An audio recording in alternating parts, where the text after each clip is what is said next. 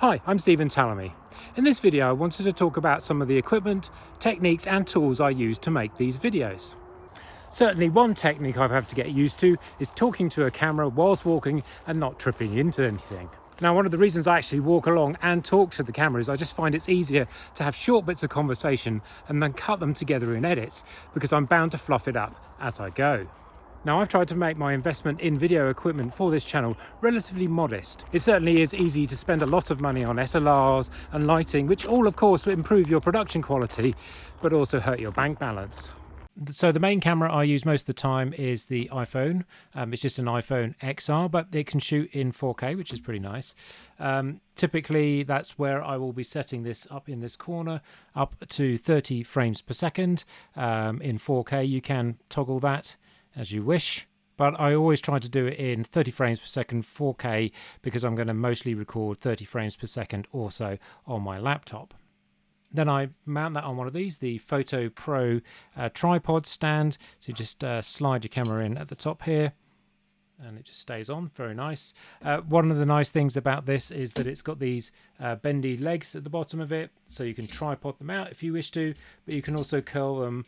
So if you find a tree, you're outside, you need to put them onto something, you can actually attach them quite easily that way. This part is also removable, so this bit can be for a phone, but you can also have just a standard camera mount on the top of that. So if you're using a regular DSLR or any other type of fitting, that fits on there as well. So a recent addition is this Sontronics Podcaster Pro microphone. I have put a pop shield on top of it because I was finding I was getting quite a few plosives, and it brings those a bit under control, but unfortunately does take a little bit away from the nice aesthetic of these microphones. One of the things I like about it a lot is it is just very, very lightweight, so you can move it around really, really easily.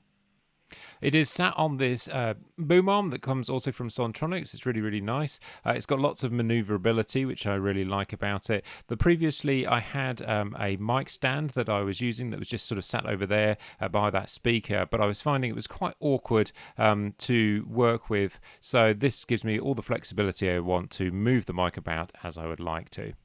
It also has this really nice channel here that you can put your mic cable through, and it attaches with these really nice clips, so it's very easy to keep things nice and tidy.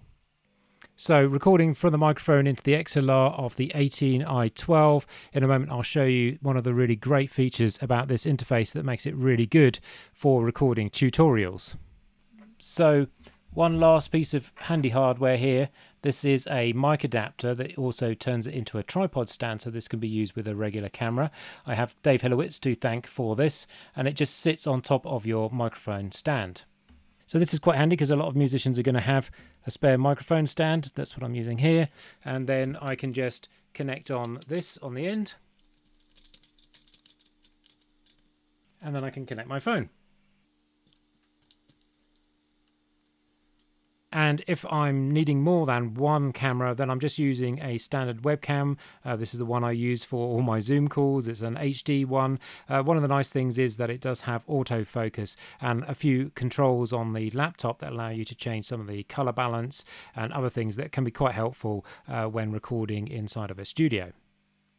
So for recording my screen, I'm using Screenflow. I find this is very useful for this type of thing. You can record each of your monitors that you've got connected. You can record an external video source, so a web camera.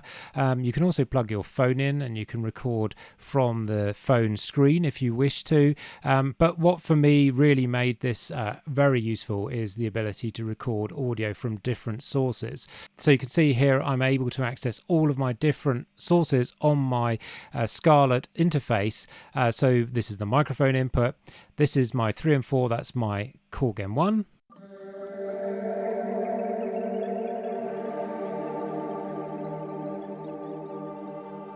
And as I mentioned earlier, it also has this really handy function. So the 4i, 4 and above all have a loopback interface, which means that it will just take the computer audio and make that available as a regular input. So if I switch here to some lovely Solstice and play.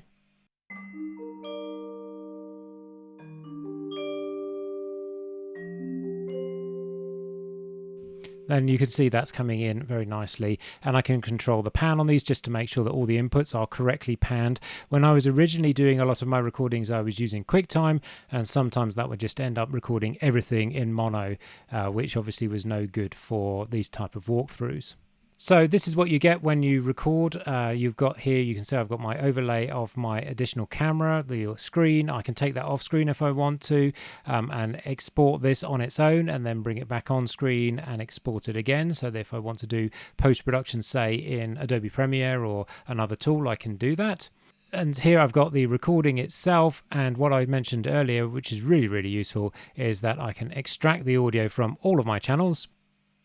And so then you can see that I've got the audio from all of my channels. There's the mic signal, there's the Core Gen 1, and there is the loopback interface. And so I can then mute these as I want, sort of effectively bounce them down like you might bounce down stereo masters. So it gives you a really easy control over those things if I want to separate out the audio, mute different parts, change the levels when I'm doing all of the editing. And for video editing, I'm using Adobe Premiere Pro. Loads of people use this application. As you can see, this is my project on the JV1080. It certainly got quite busy. Just thought I'd show you a couple of interesting tips and tricks that I've learned inside of here. So doing this little overlay circle thing is quite easy to do. Here you just use a crop effect. Drag it on, use this circle method here. That will allow you to draw the outline around where you want it to be.